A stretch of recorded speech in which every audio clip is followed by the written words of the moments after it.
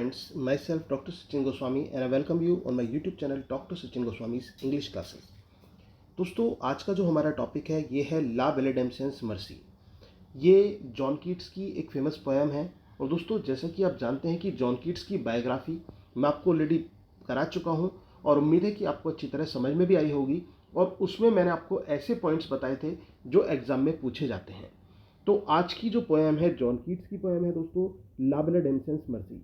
सबसे पहले तो आपको ये समझना चाहिए कि ये जो पोएम है ला बेले डेमसेंस मर्सी ये किस फॉर्मेट में लिखी गई है। तो मैं आपको बताना चाहूँगा दोस्तों कि ये बैलेड है। क्या है ये?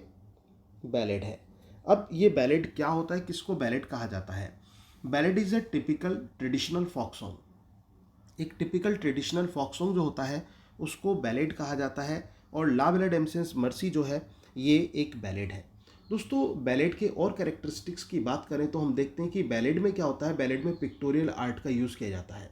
और पिक्टोरियल आर्ट का मतलब presentation of word pictures, that is called pictorial art. और इसके साथ साथ बैलेड में सुपरनैचुरल एलिमेंट्स होते हैं। इसके अलावा जो मेडाइवल स्टोरीज होती हैं उनको जगह दी जाती है। और सुपरनैचुरल स्टोरीज में घोस्ट, स्पिरिट, नेम्स, फेरीज, इनकी हम बातें करते हैं। सुपरनैचुरल एलिमेंट्स में मैथोलॉजी, डिवाइन स्पिरिट्स और या फिर राजा रानियों की कहानी से डील करता है बैलेड। तो ये बैलेड होता है दोस्तों। और बैलेड जो है, जो ला बेले डेमसेंस मर्सी है, ये एक बैलेड है, जॉन कीट्स की लिखी हुई एक बैलेड है। बहुत ही फेमस पोएम मानी जाती है जॉन कीट्स की। और अक्सर इस पोएम से दोस्तों एग्जाम में लाइंस दे दी जाती हैं और पूछ ली जाती हैं कि किस पोइट ने लाइंस लिखी हैं या फिर फ्रॉम विच पोएम, कि कौन सी पोएम से ये लाइंस हैं। अब ये कहानी है क्या दोस्तों? सबसे बड़ी बात तो मैं आपको ये भी बताना चाहूँगा, कुछ फैक्ट्स इस पोएम के बताना चाहूँगा। पहले मैं इसको स्टार्ट करने से पहले सबसे पहले तो ये आपको ध्यान रखना होगा कि ये जो स्टोरी है ला बेले डेमसेंस मर्सी, ये जॉन कीट्स ने कंपोज की थी 21 अप्रैल 1918 में। कब की थी याद रख लेना दोस्तों, 21 अप्रैल 1918। 21 अप्रैल 1918 में ये पोएम कंपोज हुई थी। और ये कहीं ना कहीं एक ऑटोबायोग्राफिकल टच है दोस्तों। And it is connected with Miss Fanny Brawne. ये जो कनेक्टेड है किसके साथ है? फैनी ब्राउनी के साथ है। फैनी ब्राउनी आप जानते हैं कि कीट्स की बिलव्ड थी फैनी ब्राउनी, तो उनसे कनेक्टेड है। और दूसरी बात ये कि ये जो दोस्तों जो इसका टाइटल है, इसका टाइटल कहाँ से लिया गया है?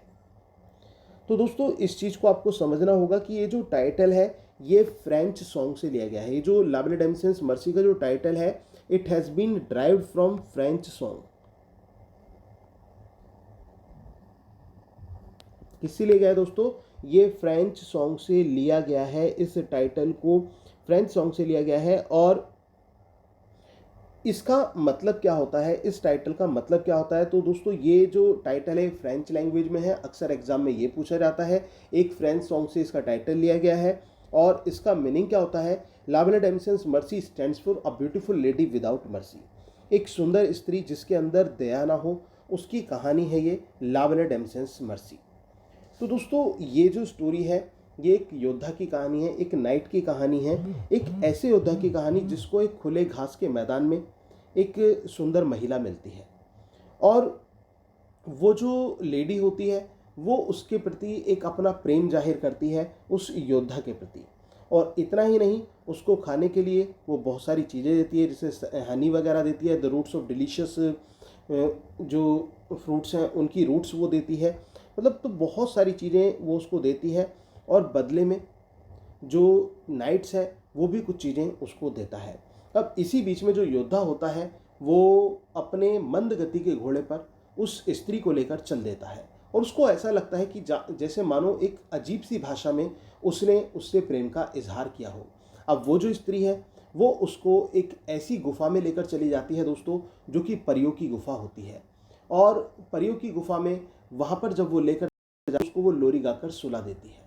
और जब वो उसको सुला देती है योद्धा को, तो वहाँ पर वो स्वप्न देखता है। उस स्वप्न में उसने कुछ योद्धा देखे, कुछ राजकुमार देखे, और वो सभी चिल्ला रहे थे कि इस सुंदर दिखने वाली दया रहित स्त्री ने उनको अपना गुलाम बना लिया है, उनको छल लिया है।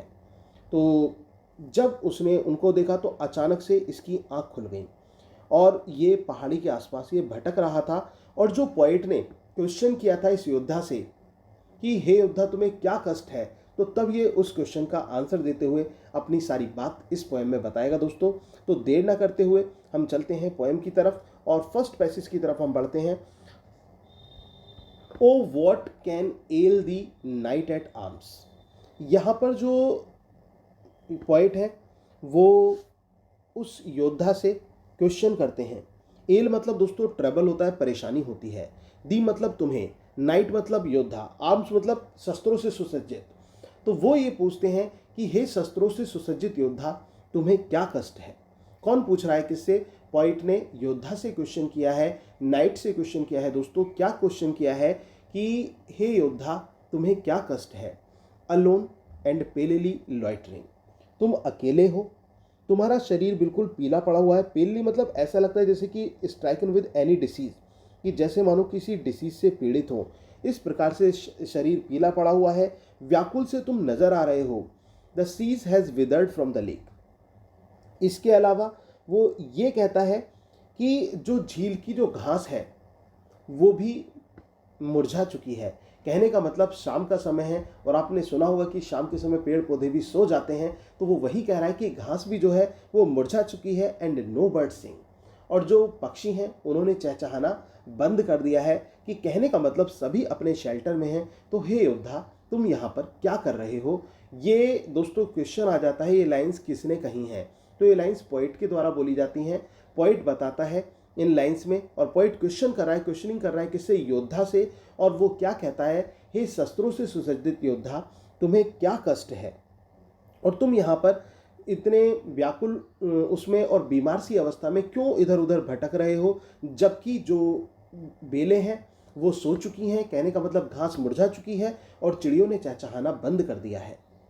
O what can ail thee knight at arms so haggard so woe begone the squirrel's granary is full and the harvest is done. तो यहाँ पर वो ये कहते हैं कि तुम यहाँ पर क्या कर रहे हो, क्या कष्ट है हे योद्धा तुम्हें, तुम बहुत बहुत थके हुए दिखाई पड़ रहे हो। हैगॉर्ड मीन्स एक ऐसा व्यक्ति जो इधर उधर भटक कर अपना समय व्यतीत कर चुका होता है और बहुत ज़्यादा वो टायर्ड हो चुका होता है। तो ऐसा वो योद्धा दिखाई पड़ रहा है। वॉय बिगॉनी, दुख से भरा हुआ, कष्ट से भरा हुआ, ऐसा वो योद्धा दिखाई पड़ रहा है। तो पोइट जो है योद्धा से क्वेश्चन कर रहा है यहाँ भी सेकंड पैसेज में भी कि O what can ail thee knight at arms. हे योद्धा, शस्त्रों से सुसज्जित योद्धा, कि तुम्हें क्या कष्ट है, तुम इतने परेशान क्यों हो। The squirrels granary is full. आपने ऊपर देखा होगा कि जो फर्स्ट पैराग्राफ था वहाँ पर एग्जाम्पल दिया कि जो घास है वो मुरझा चुकी है, पक्षियों ने चहचहाना बंद कर दिया है। यहाँ भी दो अलग अलग इंस्टेंसेस दिए हैं। और क्या कहता है वो? The squirrel's granary is full, जो गिलहरी है उसका घर भर चुका है। गिलहरी का एग्जाम्पल क्यों दिया दोस्तों? आपने देखा होगा जो गिलहरी होती है वो बड़ी मेहनत करती है, पूरे दिन इधर से उधर टहलती रहती है और वो अपना अनाज इकट्ठा करती रहती है। और शाम के समय गिलहरी जो है वो अपने घर में जाकर वो क्या करती है? उस अनाज को खाती है। तो कुल मिलाकर पूरे दिन उसने मेहनत की, अब तो वो भी नहीं दिखाई दे रही। जब वो भी चली गई तो तुम यहाँ पर क्या कर रहे हो। एंड द हार्वेस्ट डन, और जो किसान है उनका काम भी पूरा हो चुका है। तो हे योद्धा तुम यहाँ पर क्या कर रहे हो। ऐसा क्वेश्चन किसने किससे कहा? पोइट ने उस योद्धा से क्वेश्चन किया। अब इसके बाद यहाँ पर पोइट उस योद्धा के बारे में बताते हैं कि वो कैसा दिखाई पड़ रहा था।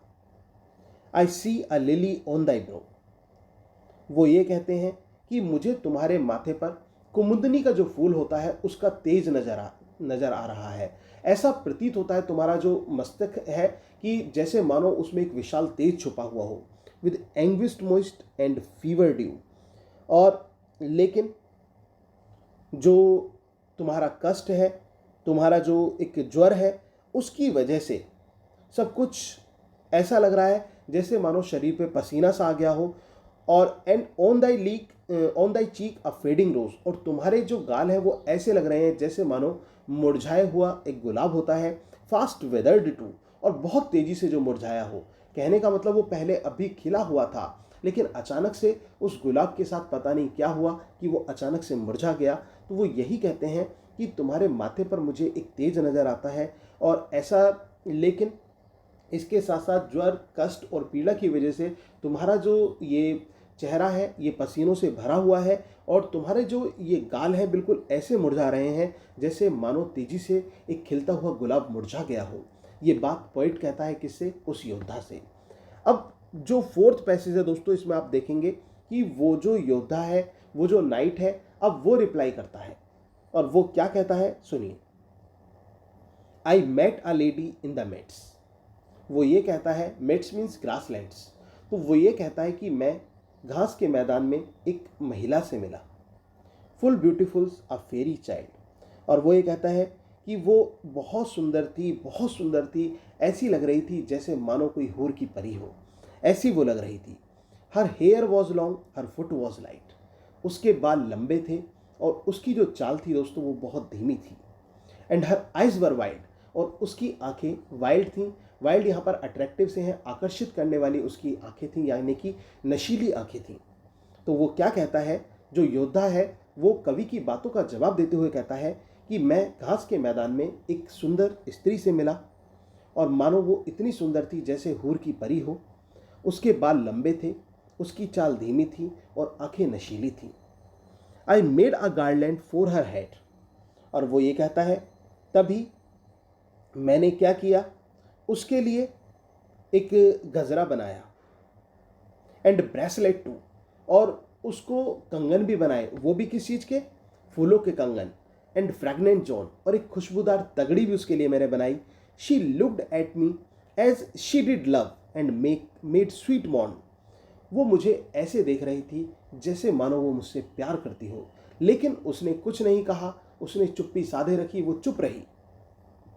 इसके बाद क्या था दोस्तों, तो वो ये कहता है I set her on my pacing steed. फिर मैंने उसे अपने मंद गति के घोड़े पर बिठा लिया, क्योंकि योद्धा था, उसके पास घोड़ा था। तो वो ये कहता है कि मैंने उसे अपने मंद गति के घोड़े पर बिठा लिया। And nothing else saw all day long, और पूरे दिन कुछ भी नहीं देखा उसके अलावा। For sidelong would she bend and sing a faery song, और एक तरफ को वो झुकी हुई थी और एक परियों का सा गीत वो गा रही थी। She found me roots of relish sweet. वो ये कहता है कि उसने मुझे कुछ स्वादिष्ट पौधों की जड़ें ला कर दी। And honey wild and manna dew, और जंगली शहद ला कर दिया और ओस की बूंदें मुझे ला कर दी। And sure in language strange she said I love thee true, और मैं इस बात से निश्चिंत हूँ कि उसने एक अजीब सी भाषा में मुझसे कहा कि मैं तुमसे प्रेम करती हूँ, मैं तुमसे प्यार करती हूँ।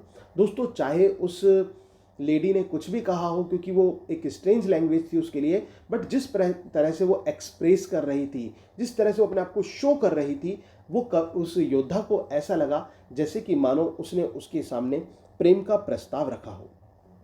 तो वो ये कहता है कि उसने मुझे कुछ स्वादिष्ट फलों की जड़ें ला कर दी, जंगली शहद ला कर दिया और ओस की बूंदें ला कर दी। दोस्तों देखो, लड़की ने ला कर दी तो सब कुछ खा रहा है, जड़ें भी खा रहा है और कितने स्वाद से खा रहा है। ये होता है प्यार। अब आगे बढ़ते हैं। She took me to her elfin grot. Elfin grot का मतलब होता है दोस्तों परियों की गुफा। वो मुझे अपनी परियों की गुफा में ले गई। And there she wept and sighed with full sore, और फिर वहां पर वो रोती है, कराहती है, पूर्ण रूप से पूरे आवेश के साथ वो रोती और कराहती है। And there I shut her wild wild eyes with kisses four, और फिर योद्धा कहता है कि फिर मैंने उसकी आंखों को, उसकी नशीली आंखों को 4 बार किस करके, ठीक है, उसको शांत किया, उसको सांत्वना दी। तो ये क्या कहता है कि वो मुझे अपनी परियों की गुफा में ले गई, वहाँ पर वो रोती है और कराहती है, और वहाँ पर मैंने उसकी आंखों को बंद करके 4 बार चूमा और उसको सांत्वना दी। फिर क्या हुआ? And there she lulled me asleep. लेकिन दोस्तों यहाँ से देखना होगा आपको कि जॉन कीट्स ने किस प्रकार से उस लेडी को कैप्टिवेट के रूप में रिप्रेजेंट किया है, कि वो जो लेडी है ना वो कैसी है, वो कैप्टिवेट है, वो छलावा है। And there she lulled me asleep, और वहाँ पर मुझे वो लोरी गाकर सुला गई। And there I dreamed O woe betide, और फिर मैंने एक स्वप्न देखा, और स्वप्न कितने दर्द से भरा हुआ ये स्वप्न था। The latest dream I have ever dreamed on the cold hill side, और ये मेरा हाल ही का आखिरी स्वप्न है जो मैंने इस ठंडी पहाड़ी पर्वत श्रृंखला पर देखा। एक स्वप्न देखा था मैंने। आई सॉ पेल किंग्स, मैंने स्वप्न में क्या देखा? मैंने स्वप्न में देखे पीले राजा देखे। पीले जो राजा थे, पेल किंग्स मतलब पेल मैंने आपको बताया था दोस्तों, स्ट्राइकन विद डिसीज, जैसे कि मानो किसी बीमारी से पीड़ित हो, जैसे पीलिया हो जाता है ना, वैसे। I saw pale kings and princes too, मैंने पीले राजकुमार देखे, पीले राजा देखे, पीले राजकुमार भी देखे। पेल वॉरियर्स, पीले योद्धा देखे।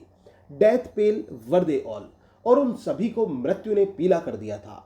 दे क्राइट, और वो चिल्ला रहे थे, ला बैली डेम सेंस मर्सी दी हैथिन थ्रॉल, कि इस सुंदर दिखने वाली स्त्री ने, दया रहित स्त्री ने उनको छल लिया है, उनको अपना गुलाम बना लिया है। फिर इसके बाद ये क्या कहता है? I saw their starved lips in gloom, मैंने उनके दर्द भरे सूखे हुए होठों को देखा। With horrid warning gaped wide, और जो कि खुले हुए थे और एक चेतावनी सी दे रहे थे। And I अवोक and found me here, लेकिन मैं जाग गया और मैंने अपने आप को यहाँ पाया। On the cold hill side, कहाँ? इस ठंडी पर्वत श्रृंखला पर मैंने अपने आप को पाया। And this is why I sojourn here, और यही कारण है कि मैं यहाँ पर भटक रहा हूँ। अलोन एंड पेलली लॉइटरिंग, मैं अकेला हूँ, शरीर पीला पड़ा हुआ है और व्याकुल हूँ।